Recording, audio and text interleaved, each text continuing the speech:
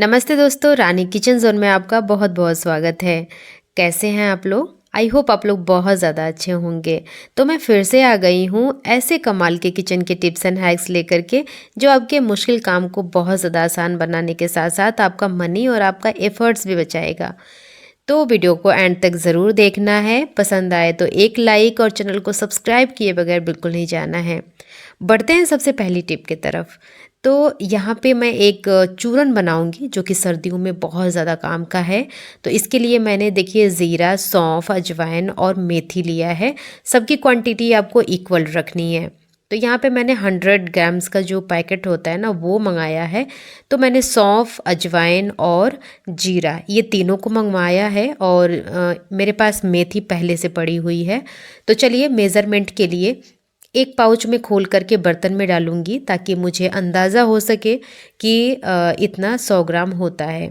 तो मैंने जीरे वाला पैकेट खोला है और इसको खोल करके और फिर मैं देखिए यहाँ पे मेथी रखूँगी और इससे मेरे को मेज़रमेंट का अंदाज़ा हो जाएगा।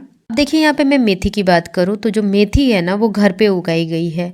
तो घर पे उगाई गई मेथी में ना थोड़े बहुत खरपतवार या फिर कंकड़ पत्थर भी होते हैं, तो आप उसको अच्छी तरीके से बीन लीजिएगा और एक एक जितनी भी इम्प्योरिटी है उसको निकाल दीजिएगा। अब इसको थोड़ा थोड़ा सेकना है, मतलब भूनना नहीं है, हल्का सा सेकना है ताकि जो इसके अंदर नमी है वो निकल जाए। क्योंकि इसको हम स्टोर करेंगे ना तो नमी बिल्कुल नहीं रहनी चाहिए। तो आप गैस की फ्लेम को ऑन करिए, मीडियम टू स्लो रखिएगा। पैन अच्छी तरीके से गर्म हो जाए तब इन सारी चीज़ों को इसके अंदर डाल करके एक साथ भून लीजिएगा। इनको मतलब भूनने में आपको 5 मिनट तो लग जाएंगे क्योंकि गैस की फ्लेम स्लो है। अगर आपने क्वांटिटी कम ली है तो आपका टाइम कम लगेगा। तो मैं इसको भूनते हुए मेरे को 5 से 10 मिनट लग गए थे और ये अच्छी तरीके से सूख गया था, मतलब इसके अंदर की सारी नमी निकल गई है। अब मैं इसको एक बड़े से परात में डाल दूंगी ताकि ये ठंडा हो जाए। जब एकदम अच्छी तरीके से ठंडा हो जाए तभी आप नेक्स्ट प्रोसेस के लिए आगे बढ़िएगा। तो इसको रखे हुए लगभग 1 से 1.5 घंटे हो चुके हैं, अच्छी तरीके से इसकी गर्मी निकल गई है। अब मैं एक मिक्सी का जार लूँगी और उसमें ना आधा आधा करके पीसूँगी क्योंकि क्वांटिटी हमने ज़्यादा ली है। अगर आपने थोड़ी क्वांटिटी ली है तो आप एक साथ इसको पीस सकते हैं। अब चूंकि हम चूरन बना रहे हैं तो चूरन में जब तक नमक नहीं जाएगा तब तक चूरन अच्छा नहीं लगेगा, टेस्टी नहीं लगेगा। इसीलिए यहाँ पे मैंने काला नमक डाला है। काला नमक देखिए 2 चम्मच डालूंगी मैं क्योंकि अभी एक बैच रह रहा है ना। तो 2 चम्मच काला नमक और 2 चम्मच के आसपास ही इसमें मैं हींग डालूंगी। अगर आपको हींग प्योर मिल जाती है ना तो उससे तो कोई अच्छी बात हो ही नहीं सकती है। बट आपको भी पता है कि प्योर हींग तो मिलती नहीं है, बट ठीक है जो भी है ना आप 2 चम्मच के आसपास डाल दीजिएगा। डालने के बाद इसको अच्छी तरीके से एकदम बारीक पीस लेना है। तो इस तरीके से आप एकदम बारीक पीसिएगा इसको क्योंकि जब आप इसको खाएंगे ना तो चबा के तो इसको खाना नहीं है, पानी के साथ ही निगलना है। तो बारीक रहेगा तो आपको इसे निगलने में आसानी होगी। अब देखिए दोनों बैच को मैंने अच्छी तरीके से पीस लिया है। इस पाउडर को पीने का मैं फ़ायदा भी बताऊंगी इन सर्दियों में।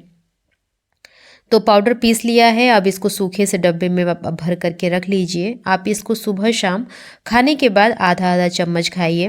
तो देखिए इससे फ़ायदा क्या होगा, आपका डाइजेशन सुधरेगा क्योंकि जीरा, अजवाइन और सौंफ ये तीनों चीज़ें गर्म होती हैं जो कि आपके पेट का जो डाइजेशन है ना उसको इम्प्रूव करती हैं। इसके साथ ही देखिए अगर आपको ब्लोटिंग की प्रॉब्लम है, एसिडिटी में भी ये काफ़ी हद तक आराम करता है। आपका मेटाबॉलिज्म फास्ट करता है जिससे आपका वेट लॉस भी होगा। इसके साथ ही आपकी इम्यूनिटी भी एकदम स्ट्रॉन्ग रहेगी। और अगर आपको पीरियड वगैरह आता है, बहुत ज़्यादा क्रैम्प्स आते हैं ना, तो उसमें भी ये काफ़ी हद तक रिलीफ करेगा। अब बढ़ते हैं नेक्स्ट टिप की तरफ। तो देखिए हमारे पास बहुत सारे ऐसे टी शर्ट्स पड़े होते हैं जिनको हम ना डिस्कार्ड कर देते हैं, पहनते नहीं हैं या फिर हम डोनेट कर देते हैं। तो जो छोटे बच्चों के टी शर्ट्स होते हैं ना आप उसको मत फेंकिए, एक आधा आप बचा करके रखिए क्योंकि यहाँ पे एक बिल्कुल फ्री ऑफ कॉस्ट बहुत ही प्यारा सा ऑर्गेनाइज़र या फिर ये कह लीजिए कि एकदम मनी सेविंग ऑर्गेनाइज़र बताने वाली हूँ। सबसे पहले टी शर्ट को उल्टा करिएगा। उल्टा करने के बाद जो नेक वाला पार्ट है ना, उसको इस तरीके से चुन्नट बना करके और यहाँ पे रबड़ लगा देना है। जैसे ही आप यहाँ पे रबड़ लगाएंगे ना, ये अच्छी तरीके से सिक्योर हो जाएगा। अब आप इसको सीधा करिएगा। जैसे ही आप इसको सीधा करेंगे ना, आप देखेंगे कि ये बिल्कुल कैप की तरह दिखेगा। तो जी हाँ, आप बिल्कुल सही समझ रहे हैं। ये हमने एक बहुत ही प्यारा सा ऑर्गेनाइज़र बनाया है, जिसका इस्तेमाल करूँगी मैं अपने मिक्सी को कवर करने के लिए।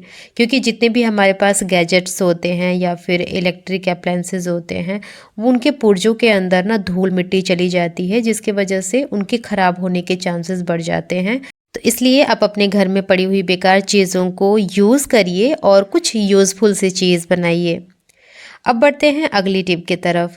तो देखिए, बहुत सारे लोगों के आंखों पे चश्मे चढ़ गए होंगे, क्योंकि आजकल का दौर ही ऐसा है कि बिना हम लैपटॉप के या फिर फ़ोन के कोई काम ही नहीं कर सकते। अब मेरी ही बात कह लीजिए तो मेरे को पहले चश्मा नहीं था, बट इतना ज़्यादा स्क्रीन यूज़ करती हूँ, जिसकी वजह से ना चश्मे की ज़रूरत पड़ती है। तो चश्मा का ना साफ़ होना बहुत ज़्यादा ज़रूरी है। अगर आप चाहते हैं कि आपकी विजिबिलिटी क्लियर हो, चश्मे को साफ़ करने के लिए अगर आप सिंपल सा कोई भी टिश्यू पेपर उठाते हैं, रगड़ने लगते हैं, तो ऐसा करने से आपके चश्मे में स्क्रैच आ सकता है। तो आप इसको साफ़ करने से पहले थोड़ी देर के लिए फ्रीज़र के अंदर रख दीजिए। जैसे ही आप फ्रीज़र के अंदर थोड़ी देर रखेंगे ना, इसके ऊपर स्टीम बनेगा और अब आप इसको इस तरीके के टिश्यू पेपर से साफ़ करेंगे।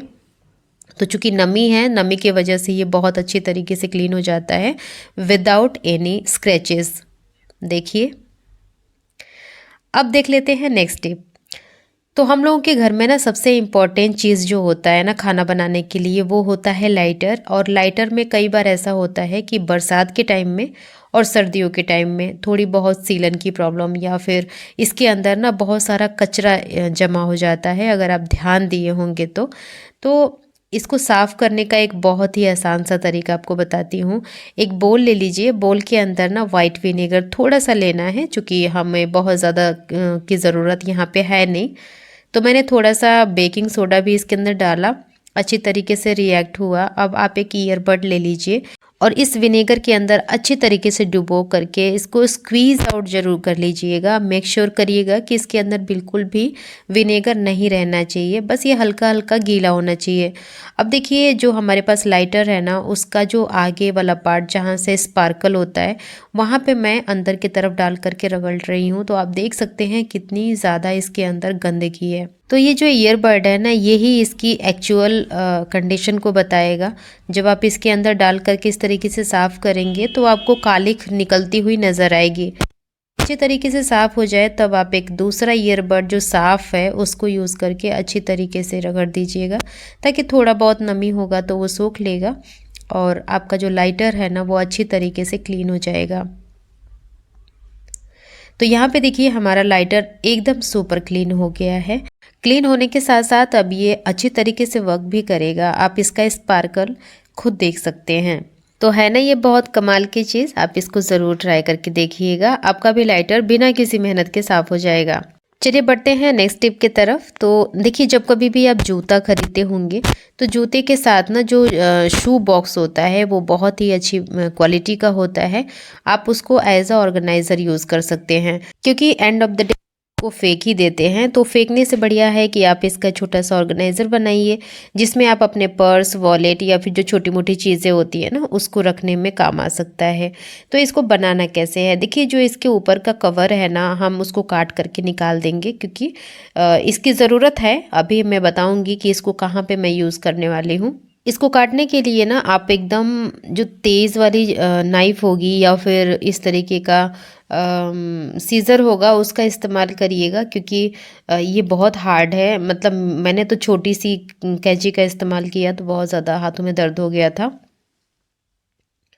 तो इसलिए मैं आपको यहाँ पे सजेस्ट कर रही हूँ। अब देखिए मैंने इसको काट लिया है और काटने के बाद ना आप इसको साइड में रख लीजिएगा।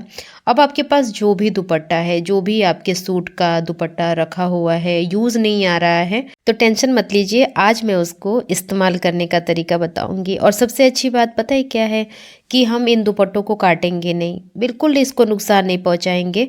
अगर आपको कभी मैचिंग का दुपट्टा लगाना हो तो आप इस ऑर्गेनाइज़र को निकालिएगा और दुपट्टे को यूज़ कर लीजिएगा।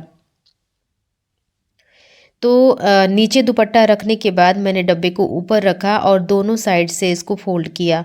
जो फोल्ड है ना वो थोड़ा टाइट रखिएगा, तभी इसका जो लुक है वो नीट आएगा, वरना सिलवटें दिखेंगी इसके अंदर। तो देखिए दोनों साइड का जो एक्स्ट्रा पार्ट है मैंने अच्छी तरीके से खींच करके इस तरीके से, और फिर मैं अंदर के साइड पे फोल्ड करूँगी। तो अभी भी ये इसका जो मतलब लुक है वो स्मूथ नहीं है। इसको मैं स्मूथ करने के लिए जो अभी फ्लैप काटा था ना इसका, उसको मैं यहाँ पे यूज़ करने वाली हूँ।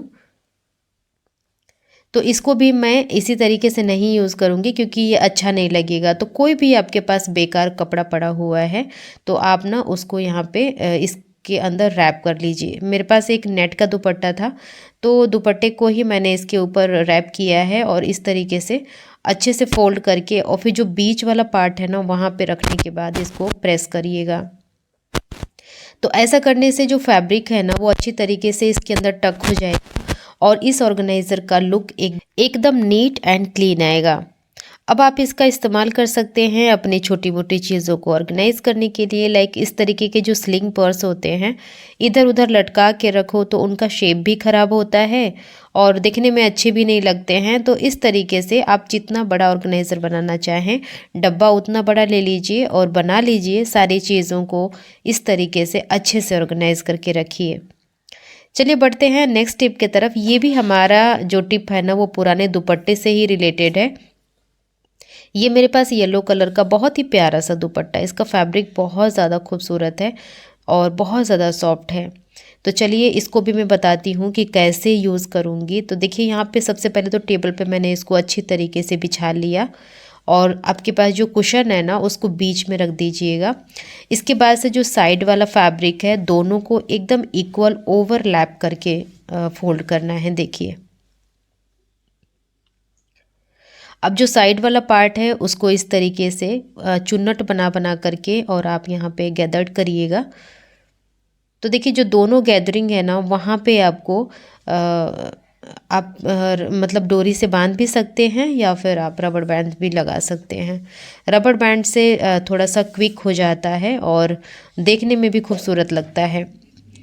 अब जो ये बचा हुआ फैब्रिक है ना ये फ्रिल की तरह दिखेगा और बहुत अच्छा सा लुक, मतलब देखने में खूबसूरत लगेगा। आपके घर गेस्ट आने वाले हैं ना तो इससे पहले आप इसको अपने लिविंग रूम में ज़रूर लगाइए बना करके। आपके घर का जो लुक है वो एकदम अलग सा एस्थेटिक सा लगेगा और आपका गेस्ट ज़रूर पूछेगा कि आपने इसको ख़रीदा कहाँ से है। आगे बढ़ते हैं अपनी अगली टिप की तरफ। तो यहाँ पे मैंने एक ट्रे ले लिया है। हम सबके घर में बहुत सारे ट्रे ऐसे होते हैं जिनका इस्तेमाल नहीं किया जाता। जैसे होता है ना कि कई बार हम कोई एक दो ट्रे ही यूज़ में ले आते हैं, बाकी ऐसे ही पड़े रहते हैं, धूल मिट्टी उस पर लगती रहती है। तो इसको आप ना अलग अलग तरीक़ों से इस्तेमाल कर सकते हैं। जैसे मैं इसको अपने किचन में इस्तेमाल करती हूँ। लाइक जितनी भी ग्रीसी चीज़ें हैं जैसे कि ये तेल की बॉटल हो गई या फिर इस तरीके के अचार के डब्बे, जैम के डब्बे या फिर घी के डब्बे और बहुत सारी ऐसी चीज़ें होती हैं जैसे चीज़ हो गया, बटर हो गया, इन सारी चीज़ों को मैं अपने काउंटर टॉप पे रखती हूँ जिससे इनको यूज़ करना तो इजी होता ही होता है। आपका जो काउंटर टॉप है ना वो भी बिल्कुल भी ग्रीसी नहीं होता। जब ये गंदा दिखे तो आप इसको वॉश भी कर सकती हैं। सो फ्रेंड्स ये थी मेरी आज की वीडियो। अगर आपको अच्छी लगी, आपने खूब इंजॉय किया है तो प्लीज़ वीडियो को लाइक करिएगा, इसको शेयर करिएगा अपने फैमिली एंड अपने फ्रेंड्स के साथ। आपको हमारी टिप से कुछ ना कुछ सीखने को मिला है, आपके लाइफ में कुछ वैल्यू ऐड ऑन हुई है तो हमारे चैनल को सब्सक्राइब भी करिएगा और कहाँ से देख रहे हैं आप हमारी वीडियो, ज़रूर बताइएगा, क्योंकि जब तक हमें पता नहीं लगेगा कि हमारी वीडियो कहाँ कहाँ तक पहुँच रही है, हमें मोटिवेशन नहीं मिलती है। और हाँ, आपके कमेंट की भी हमें ज़रूरत होती है। सो आप अपने छोटे मोटे से प्यारे प्यारे से कमेंट्स ज़रूर किया करिए, हमें अच्छा लगता है उसको देख करके। तो आज के लिए इतना ही, मिलूँगी नेक्स्ट वीडियो में और नेक्स्ट टॉपिक के साथ। तब तक के लिए आप अपना खूब सारा ख्याल रखिएगा। Bye bye and take care.